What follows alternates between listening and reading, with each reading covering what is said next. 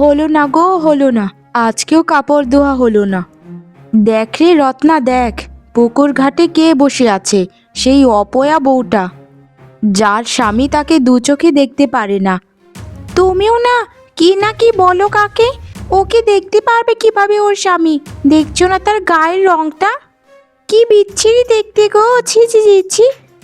গ্রামে তো দুটোই পুকুর, ওই পুকুরটাতে তো জল শুকিয়ে কাঠ হয়ে গেছে, আর এই পুকুরটাই বাকি আছে। এখন এখান থেকে চলো। আরে, এটা আপনারা কেমন কথা বলছেন? আমি আমার মতো থালা বাসন মাজছি, আপনারা আপনাদের মতো কাজ করে চলে যান। আমি তো আপনাদের কোনো ক্ষতি করছি না, আমি আমার মতো কাজ করছি। আর দয়া করে আমাকে অপয়া বলবেন না। আমার স্বামী আমাকে দেখতে পারে না, হয়তো আমার কোনো ভুল আছে।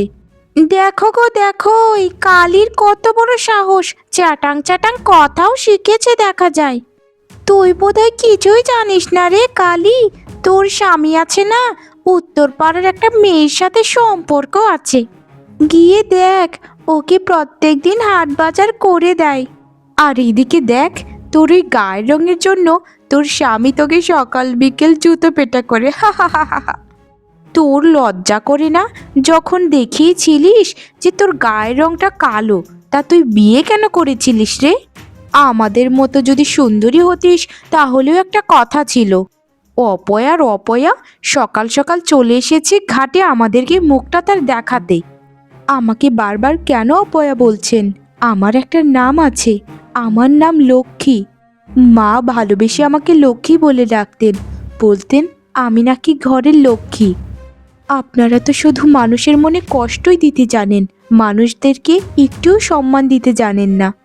এই অসভ্যের বাচ্চা, কে বলেছে রে আমরা মানুষকে সম্মান দেই না? আমরা সবাইকে সম্মান দেই, শুধু তোর মতো এরকম কালি চুলিকে সম্মান দেই না, বুঝেছিস? আর তোর মা তোর নামটা ভুল রেখেছে রে, তোর নাম লক্ষ্মী না রেখে কালি রাখার দরকার ছিল। ছে ছে ছে ছে ছে, কি বিচ্ছিরি। আমি আপনাদেরকে কিচ্ছুটি বলবো না, আপনাদের মনে যদি শান্তি লাগে আমাকে বলে, তাহলে বলতে থাকুন।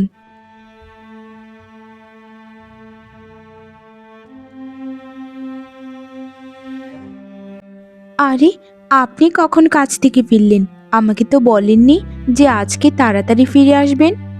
আমি তো এখনো রান্নাটাই বসাইনি, ভেবেছি আপনি রাতে ফিরলে তখনই রান্না করব। আর এখন দুটো বাসি ভাত আছে, সেগুলোই না হয় খেয়ে নেব। আমার ঘরে আমি কখন আসবো যাব সেগুলো কি তোকে আমার কৈফিয়ত দিতে হবে? আমার বাড়ি, আমার ঘর, আমি যখন ইচ্ছে আসবো, যাব, খাবো দাবো, ঘুমোবো। তুই তোর কাজ কর। কেন বাড়িতে আসতে গেলি রে? তুই যতক্ষণ বাড়িতে ছিলিস না ততক্ষণ যে কত শান্তি ছিল, এখন আবার মনটা খারাপ হয়ে গেল তোর ওই বিচ্ছিরি মুখটা দেখে। এত কিছু যখন জানতেন, তাহলে আমায় বিয়ে কেন করেছিলেন? আমি তো আপনাকে জোর করে বিয়ে করিনি, আপনি তো নিজের ইচ্ছেতে আমাকে বিয়ে করেছিলেন তখন। তখন আমি অন্ধ ছিলাম, অন্ধ। এখন আমার চোখ খুলে গেছে। ভেবেছিলাম যে তোকে বিয়ে করলে বোধহয় সংসারটাতে শান্তি থাকবে, কিন্তু মানুষের কথাবার্তায় আর তোর ওই বিচ্ছিরি মুখটা দেখে না আমার চোখ খুলে গেছে। যা যা, এখন চোখের সামনে থেকে দূর হয়ে যা। আর তোর এই খাবার তুইই খেয়ে নে, আমি বাইরে খেয়ে নেব। বাড়িতে এসে কিছু না খেয়ে খালি পেটে এভাবে চলে যাবেন, এটা তো আমি কখনোই হতে দেব না। আপনি দয়া করে কিছু মুড়ি বাতাস অন্তত খেয়ে যান, না হলে যদি রাস্তায় আপনার শরীর খারাপ করে। হে বিধাতা, তুমি আমার স্বামীকে একটু সুপথে ফেরাও, আমার যে আর ভালো লাগছে না। উনি সবসময় আমার জন্য মন খারাপ করে থাকে, এটা আমাকে আরও কষ্ট দেয় যে আমার জন্য কেউ কষ্ট পাচ্ছে। আমার উপর একটু দয়া করো বিধাতা, একটু দয়া করো। এই কালিটার হাত থেকে যে কোনদিন মুক্তি পাবো সেটা বিধাতাই জানে।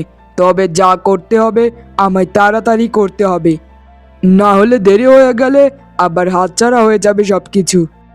যা যাই, এখানে বসে থেকে লাভ নেই, আমি আমার কাজ করি গিয়ে। কিছুদিন ধরে তোমার কি হলো শুনি? তোমার এই তালবাহানা আমার আর ভালো লাগছে না। তা বিয়ে আমায় কবে করবে? আর তোমার ওই কালী বউটাকে তাড়িয়েছ কি? সেই যে কিছুদিন আগে গেলে দেখা করে, এরপরে তো তোমার আর কোনো খবর নেই। তা তোমার ওই কালী বউকে কোনো জাদু মন্ত্র টন্ত্র খাওয়ালো নাকি তোমাকে, যে আমার মতো একটা সুন্দরী মেয়ের কথা বলেই গেলে? আহা কামিনী, এমনিতে আমার মাথাটা প্রচন্ড গরম হয়ে আছে, তার উপর আবার তুমি ড্যাসাং ড্যাসাং কথা বলছো। শোনো, ওই কালীটার কথা আমাকে আর কোনো দিন বলবে না। আর ওকে আমি বাড়ি থেকে তাড়াইনি, বুঝেছো? ওকে তোমার সামনে আমি বাড়ি থেকে ঘাড় ধাক্কা দিয়ে বের করব। আমার জীবনটা যেভাবে তছনছ করেছে, তাকে কি এভাবেই ছেড়ে দেব?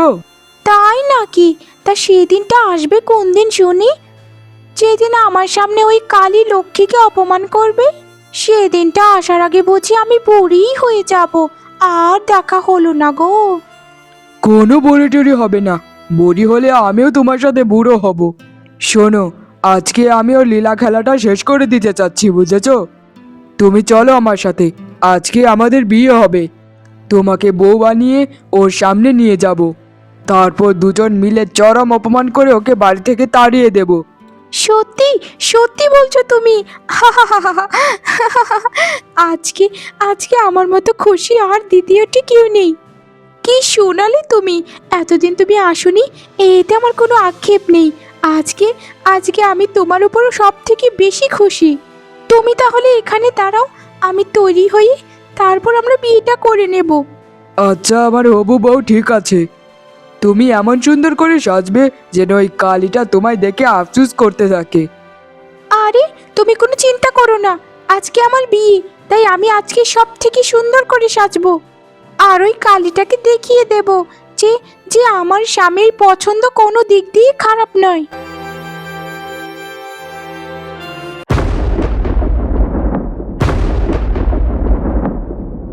ওরকম করে ড্যাব ড্যাব করে তাকে কি দেখা হচ্ছে নাকি শুনি?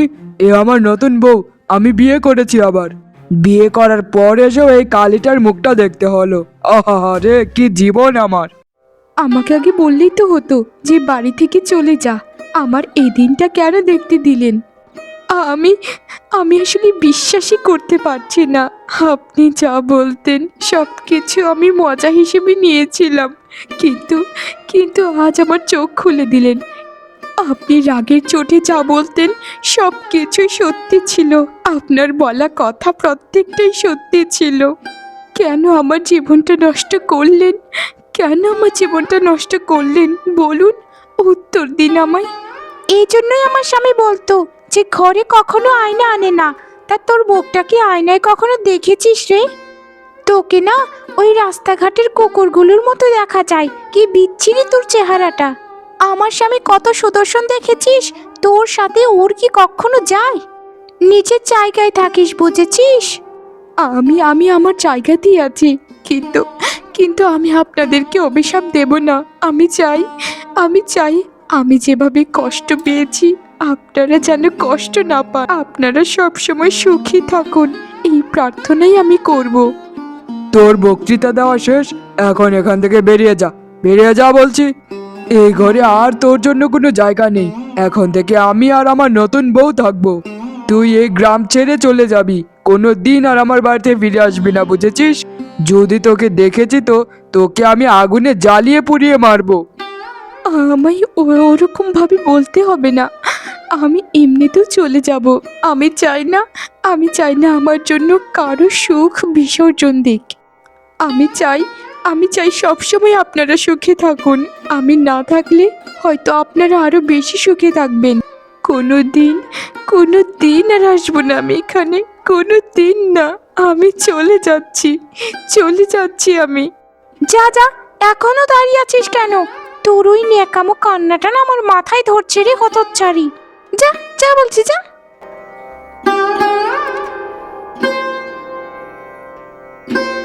তোমায় বলেছিলাম না গিন্নি, যে তোমার সামনে আমি ওকে অপমান করে তাড়াবো বাড়ি থেকে। আমি যে কোনো কিছুর মূল্যে তোমার সুখ চাই, বুঝেছো গিন্নি? এতে আমার যতই কষ্ট হোক না কেন। আমি খুশি মানে আমি অনেক অনেক বেশি খুশি। আমার তো খুশিতে নাচতে ইচ্ছে করছে যে আমাদের দুজনের পথের কাঁটাটা এখান থেকে চলে গেল। কালির বাচ্চা কালি নিজের চেহারাটা কখনো আয়নাতেই বোধহয় দেখেনি। লক্ষ্মীর স্বামী এবং তার নতুন বউ লক্ষ্মীকে তাড়িয়ে দেবার পর লক্ষ্মী খুবই কষ্ট পায়। সে মনের দুঃখে অজানা গন্তব্যে হাঁটতে শুরু করে। সে কোথায় যাবে না যাবে কিচ্ছুটি জানে না। হে বিধাতা, আমি জানি না আমি কোথায় যাব।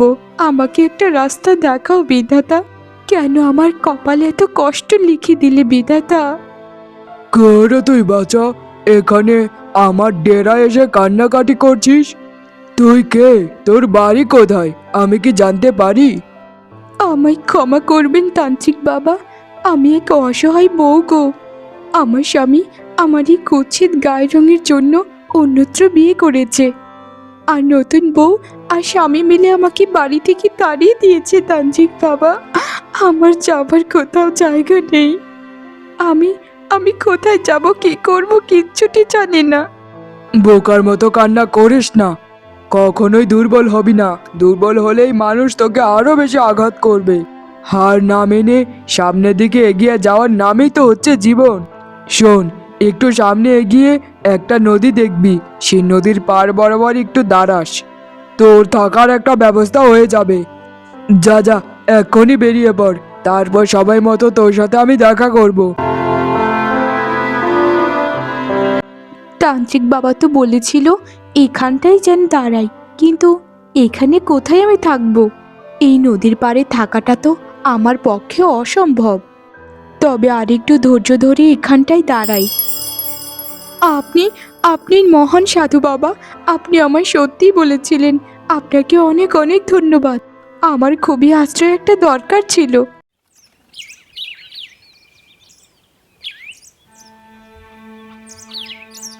গিন্নি, ও গিন্নি, একটু এদিকে এসো না। দেখে যাও এসে তোমার জন্য কি এনেছি। আহা, আমার সুন্দরী বউটা কোথায় গেল?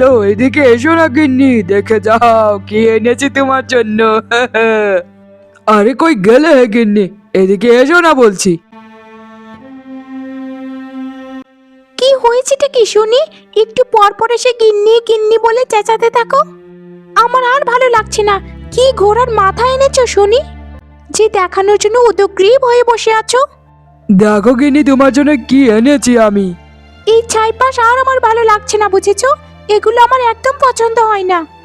এসব তুমি কি বলছো গিন্নি? তোমার জন্য এত ভালোবেসে কিনে আনলাম শাড়িগুলো, আর তুমি বলছো তোমার ভালো লাগছে না? সত্যি করে বলো তো গিন্নি, তোমার কি হয়েছে? কিছু তো একটা মনের মধ্যে তোমার আছে, যেটা তুমি আমায় বলতে চাচ্ছ না। আমার মনে কিচ্ছুটি নেই। তুমি যদি আমায় সত্যিকারের ভালোবাসতে, তাহলে গতকালকের কথাটা মনে রাখতে। আমি তোমায় বলেছিলাম আমাকে দুটো পায়ের মল কিনে দিতে, সোনার মল, যেগুলো আমার সুন্দর পায়ে পরবো আর মানুষ আমার দিকে হা করে তাকিয়ে থাকবে। আমি তো বলেছি বাড়ির পাশের পুকুরটা বিক্রি করে তারপর তোমাকে ওই সোনার পায়ের মল কিনে দেব, কিন্তু এখন তো খদ্দের খুঁজে পাচ্ছি না, সেটাই তো বড় সমস্যা। আর জানোই তো তুমি গিন্নি, আমার হাতে টাকা পয়সা এখন খুবই কম আছে। টাকা পয়সা যখন কম আছে, তাহলে বিয়ে কেন করতে গেছিলে আমায়? আমি তোমায় বলেছিলাম যে সুন্দরী মেয়ে বিয়ে করেছো, সুন্দরীর তো একটা খরচা আছে নাকি? তোমার ওই কালী বউটার মতো তো আমায় এক কাপড়ে আর সারা বছর কাটিয়ে দিতে পারবো না। সে তো খুব পারতো এক কাপড় পরে দুটো ভাত খেয়ে সারাটা বছর কাটিয়ে দিতে, সেটা আমি পারবো না বাবু। আমার কিছু কথা বলার আছে তোমাকে, যদি শুনতে চাও তাহলে বলবো। তোমার কোন কথাটা আমি শুনিনি, বলো গিন্নি কি কথা বলবে। বলছি যে এই বাড়িটা আমার নামে লিখে দাও। সবাই বলছে আমাকে যে আমাকে নাকি তুমি ছেড়ে চলে যাবে, তাই আমার খুবই ভয় হয় জানো তো। তুমি যদি সত্যি আমাকে ছেড়ে চলে যাও, তারপর আমার কি হবে বলো তো? তাই মানুষকে আমি দেখিয়ে দিতে চাই যে দেখ, আমার স্বামী আমার নামে বাড়ি ঘর সব লিখে দিয়েছে, আমাকে ছেড়ে সে কোথাও কোনোদিন যাবে না। মানুষের আর কি, খেয়ে দেয়ে কোনো কাজ নেই। তোমাকে আমি বিয়ে করেছি কি ছেড়ে দেওয়ার জন্য? আর তোমার মতো সুন্দরী মেয়েকে বিয়ে করতে পারেনি তো, তাই আমাকে দেখে হিংসে করে। তুমি মানুষের কথায় কান দিও না তো গিন্নি, তুমি তোমার মতো থেকো। বাড়ি যে আমায় লিখে দেবে না সেটা আমিও জানতাম। মানুষের কথাগুলো শুনে অনেক কষ্ট পেয়েছিলাম জানো। এখন বুঝতে পারছি মানুষ যা বলতো মিথ্যে বলেনি। তুমি আমাকে কখনোই বাড়ি ঘর লিখে দেবে না, কারণ তুমি একদিন না একদিন আমাকে ছেড়েই দেবে। বাজে কথা বললে না তো গিন্নি। আমি আমি তোমাকে আমার বাড়ি ঘর সব লিখেই দেব, এবং আজকেই। তোমাকে যে আমি কখনো ছাড়বো না সেটার প্রমাণ হিসেবেই লিখে দিচ্ছি। এখন খুশি হয়েছো তো? এই তো, এই তো রাজি হয়ে গেছে। বাবা বাবা বাবা, আমি যে এত খুশি আজকে, এত খুশি। বাবা বাবা, হ্যাঁ হ্যাঁ হ্যাঁ হ্যাঁ, আমি এত খুশি যেটা তোমায় বোঝাতে পারবো না। অনেক খুশি। আচ্ছা আচ্ছা, ঠিক আছে ঠিক আছে, তোমার খুশিতেই আমি খুশি। এখন চলো চলো, তোমাকে দুটো খেতে দেই। আমরা দুজন মিলে কবজি ডুবিয়ে খাবার খাবো, কেমন? গিন্নি, গিন্নি, একটু জল দাও তো গিন্নি। গলাটা শুকিয়ে কাঠ হয়ে গেছে গিন্নি, একটু জল দাও গিন্নি। জল দাও জল দাও জল দাও জল দাও। আর কত চেঁচাবে শুনি? তোমার সেবা যত্ন আমি আর করতে পারছি না, বুঝেছো? এখন এক হলে মরো, না হলে আমায় উদ্ধার করো। কিছুদিন ধরে অসুস্থ বাঁধিয়ে শুয়ে আছো। ঘরে যে খাবার নেই সেটাতে তোমার খেয়াল আছে? এভাবে পড়ে থাকলে আমি খাবোটা কি শুনি? গিন্নি, তোমাকে তোমাকে কতবার করে বলছি যে যে একটু বুদ্ধিমশাইকে ডেকে নিয়ে এসো, কিন্তু কিন্তু তুমি তো কোনো আমার কথাই শুনছো না গিন্নি। আমার শরীরটা আমার শরীরটা খুবই খারাপ গিন্নি, খুবই খারাপ। একটু একটু বুদ্ধিমশাইকে ডেকে নিয়ে এসো না গিন্নি, একটু এসো না। বললেই হয়ে গেল। বুদ্ধিমশাইকে আনলে জানো কত টাকা খরচ হয়? আমার এত টাকা নেই, বুঝেছো? আমার এত টাকা নেই। আর শোনো, যেটা বলতে এসেছি, এই বাড়িটা আমি বিক্রি করে দিয়েছি। 2-1 দিন পরে এই বাড়ির মালিক এসে এখানে দখল নেবে। মানে মানে গিন্নি, তুমি এটা কি বলছো? তাহলে তাহলে আমরা থাকবো কোথায়? আমরা থাকবো কোথায়? আমরা নয়, বলো আমি কোথায় থাকবো? তুমি কোথায় থাকবে সেটা তুমি জানো। আমি আমার দিন দেখছি। আমি এ বাড়ি ছেড়ে চলে যাচ্ছি। থাকো তুমি তোমার মতো, আর পারলে মরে যেও, কেমন?